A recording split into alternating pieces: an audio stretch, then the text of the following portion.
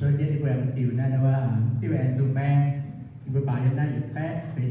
chiếu Yesu mẹ mẹ sẽ kinh thủ ở Iu-Mienh